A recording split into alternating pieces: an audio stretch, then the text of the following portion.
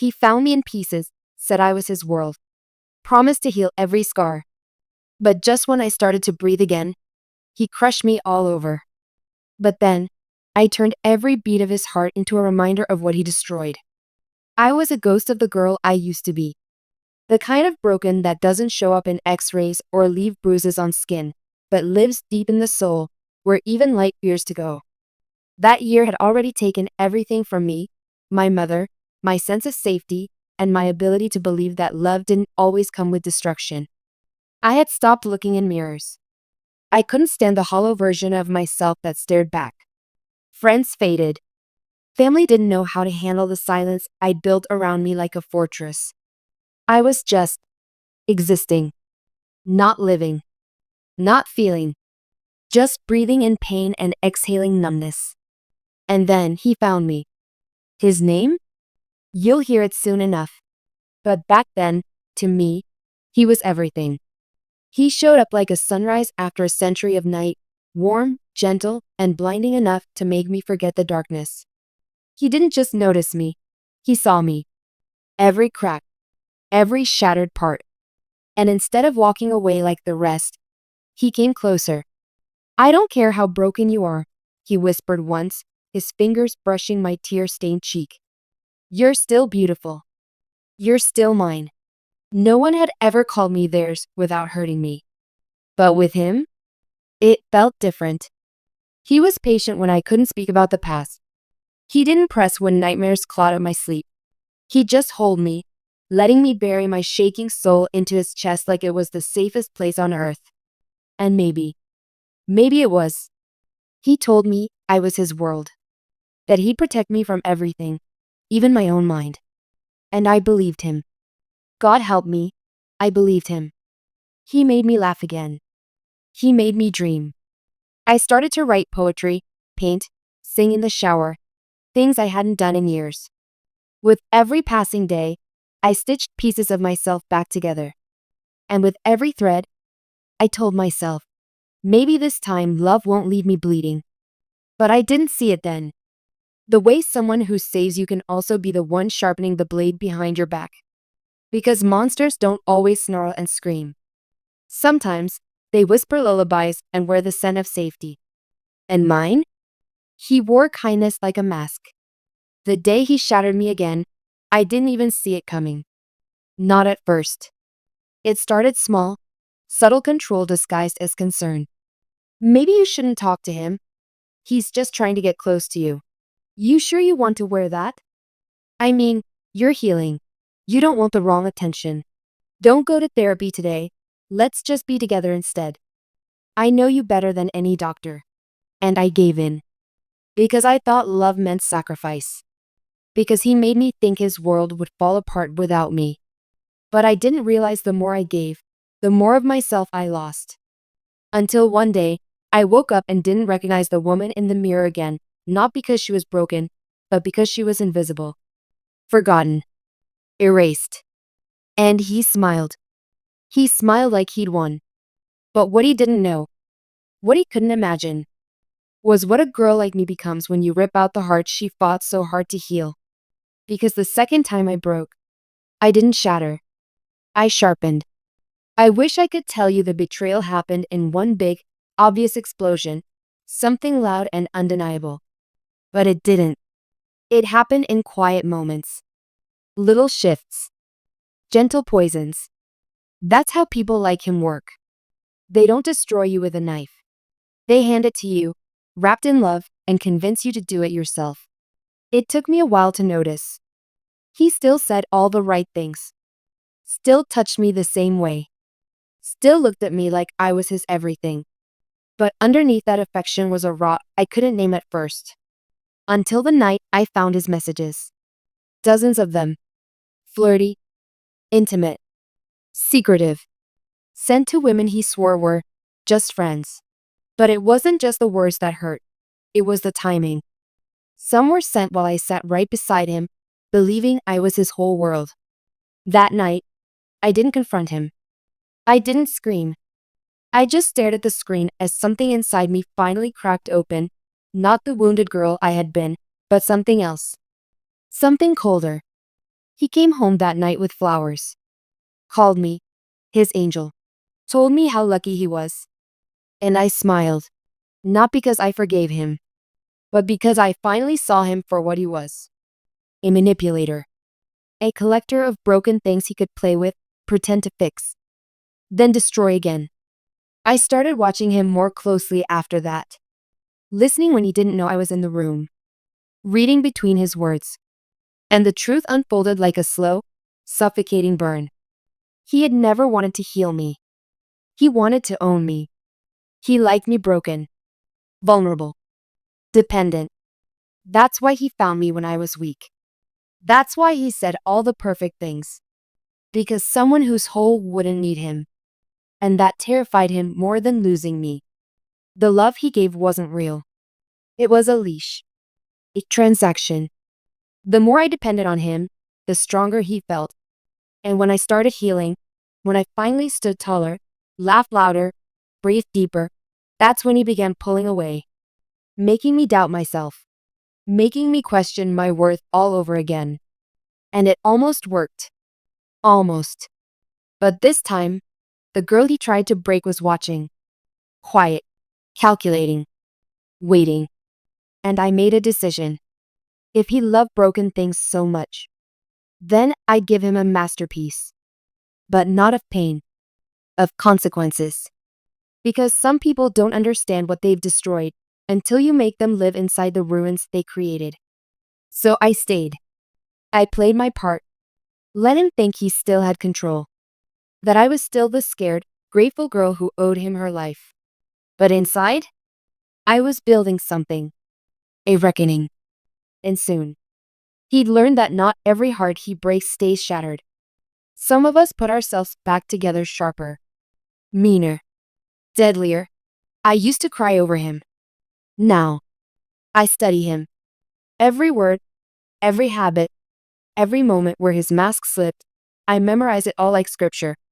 Not because I still loved him, but because I knew. Revenge isn't rage. It's precision. You can't destroy someone like him with screams. You do it with silence, with strategy. And oh, I had plenty of time to plan. He kept playing his games, whispering lies into my ears at night while texting other women by day. He thought he was clever, that he trained me well enough to never question him again. He didn't notice that my smiles had grown quieter, sharper, colder. He didn't notice that I had stopped reacting. Because I was no longer the woman clinging to his love. I was the storm waiting for the perfect moment to strike. And that moment came sooner than even I expected. It was her perfume first, subtle, expensive, and unfamiliar. Clinging to his collar when he walked in late one night, blaming traffic. It was the second toothbrush in the car. The receipt for a dinner I didn't eat. The red lipstick smudge on his phone when he forgot to lock it. He wasn't just cheating anymore. He was getting sloppy, cocky, dangerous. But instead of confronting him, I thanked him. With soft kisses. With false forgiveness. I leaned deeper into the role of the broken girl he thought he still controlled. Because what better way to take down a predator than to make him believe the prey still worships him? He didn't know that every password he used, I had already cracked. He didn't know that every message he sent, I had already copied. He didn't know I had spent weeks collecting it all: screenshots, audio, hidden recordings, financial records.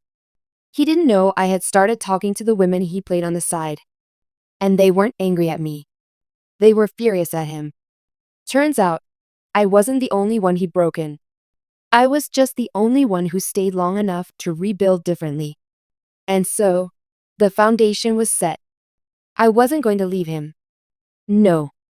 I was going to make him watch everything he built come crashing down. Piece by piece. Lie by lie. And when he begged me for the truth, I'd feed it to him slowly. Just like he did with the poison that nearly killed me. Because some heartbreaks don't fade with time. Some of them become weapons. And mine was ready. It started with the smallest cracks. The kind he couldn't see, but would soon feel in everything he touched. I made sure of it. First, I found the woman he was seeing behind my back, the one he called just a colleague. Her name was Alina. Smart, independent, a little too much like the girl I used to be before he twisted her into someone afraid of her own shadow. I didn't come to her with anger. I came with truth. I showed her the texts, the audio of him mocking her behind her back, the way he juggled her affection and mine with the same hands he once used to wipe away my tears. Her face crumbled like mine once did, but there was fire behind her pain. And that's how I knew. She was ready to burn him too. She wasn't the only one. I reached out to another, and another. Each one thought she was the only one. Each had a version of the same story, how he swooped in when they were vulnerable, promised to fix them, then disappeared with pieces of them still bleeding in his hands. He was a pattern dressed like a person. But now, the pattern was unraveling. He started noticing things. His friends grew colder. His phone rang less. His job suddenly questioned his expense reports. And me? I was still right beside him. Smiling. Soft. Supportive. He didn't know I'd sent everything. His cheating, his manipulation, his lies, to the one person whose opinion he craved more than anyone's. His mother. She was the one who always said, "You're the best thing that ever happened to him." So I let her see exactly what her best thing had done. He came home that night pale, shaken, muttering something about people turning against him. I wrapped my arms around him like he used to do for me, whispered, "It's okay. I'm here." And he believed me. That was the sickest part. He still thought I was his. Still thought I'd never have the strength to stand on my own, let alone rise against him. But every time he looked at me and saw that broken girl, he was really just staring into the shadow of the woman who had already started burying him. And the more he unraveled, the more careless he became. The lies got messier. The temper came out. The mask slipped. And finally, the night came, the one I'd waited for. He screamed at me.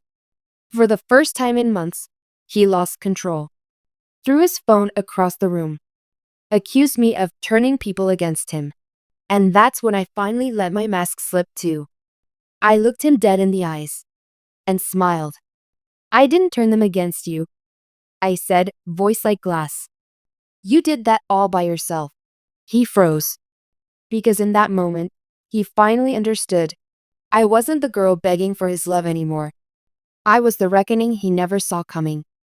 He didn't speak for a full minute after I said it. Just stood there, staring at me like he was seeing a ghost. Not the broken girl, he remembered, but the woman he created with every lie, every betrayal, every calculated scar. I should have felt fear in that moment. He was bigger than me, stronger, and for so long, I believed he had power over me. But not anymore. Because nothing terrifies a man like him more than a woman he couldn't break and couldn't control. "I gave you everything," he finally whispered, as if he were the victim.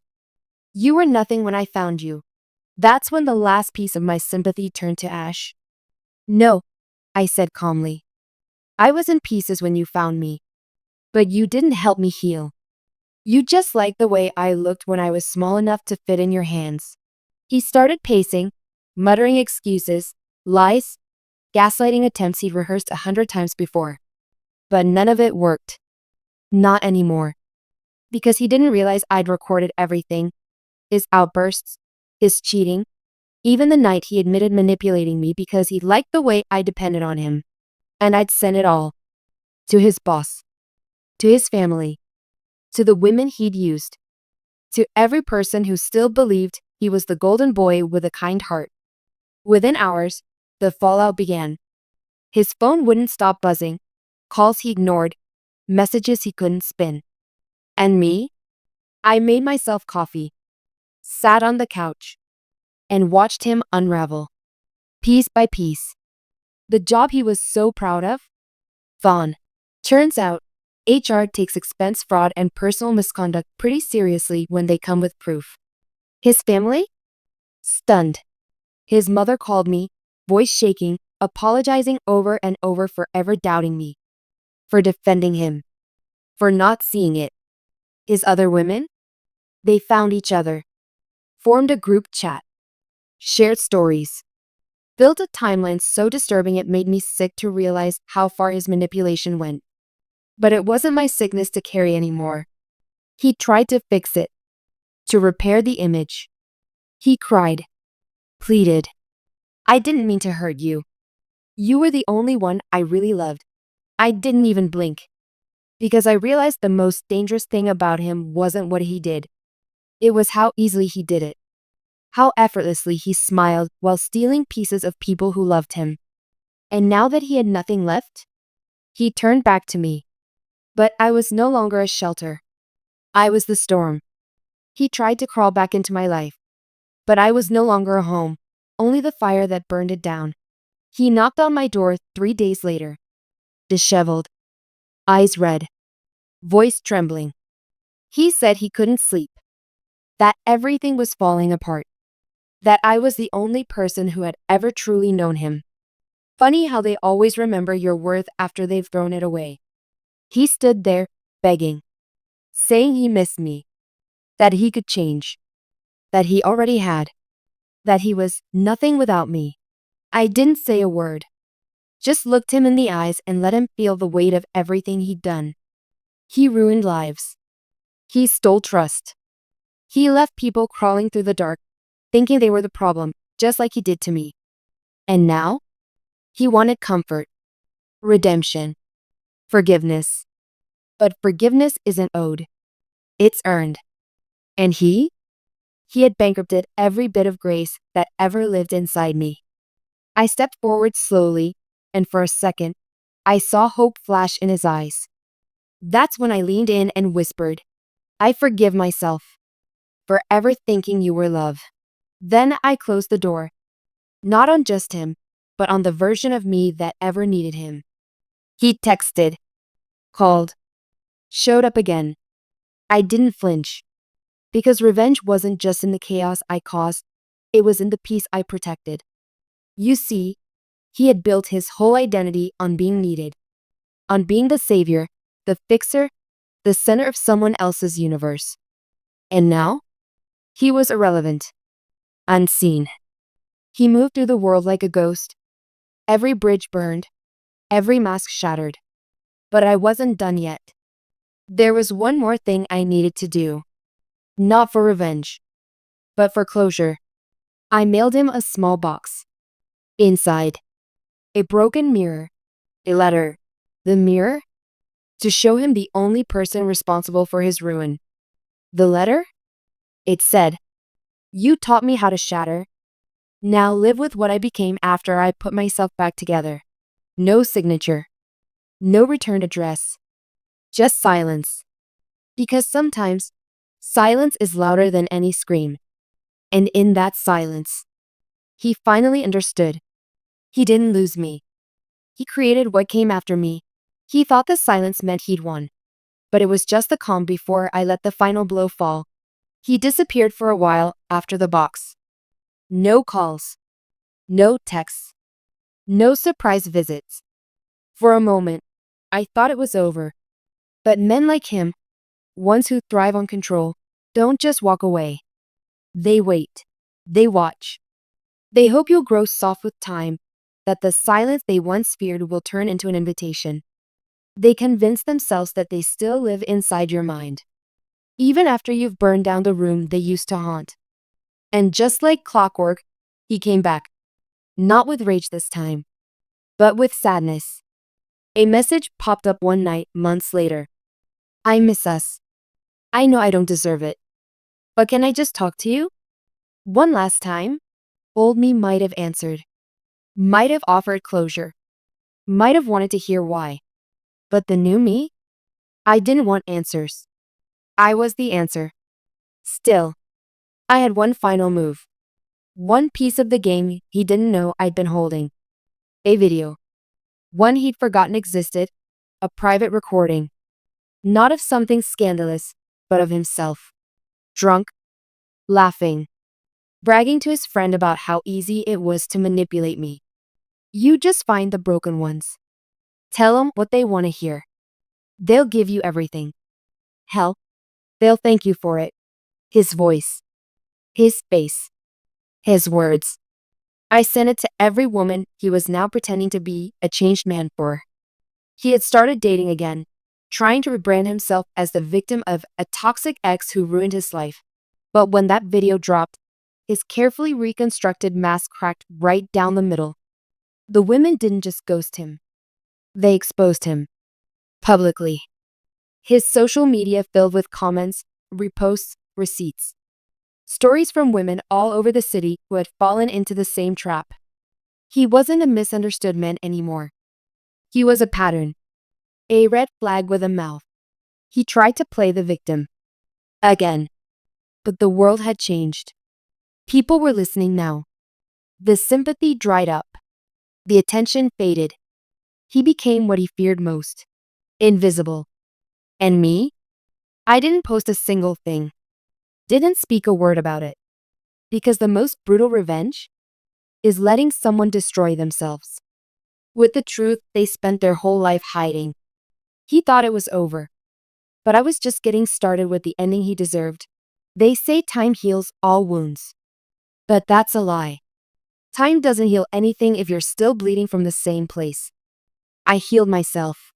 Not by forgetting, not by pretending it never happened, but by remembering every detail with clarity. And choosing to never let it define me again. He thought he ended me. He thought I would fade into the background, too broken to rise. But instead, I became the woman who haunted him. Not through rage. Through peace. Through success. Through the terrifying reality that I didn't need him to survive. He needed me to matter. He tried to build new stories, but they all collapsed. Tried to wear new masks, but they all cracked. And me? I thrived. I went back to school. Started my own business. Helped other women spot the signs he taught me to recognize so well. I became a voice for the silenced. A mirror for the ones still trying to remember who they were before they were broken. But here's the final twist. One day, I saw him. At a coffee shop. Alone.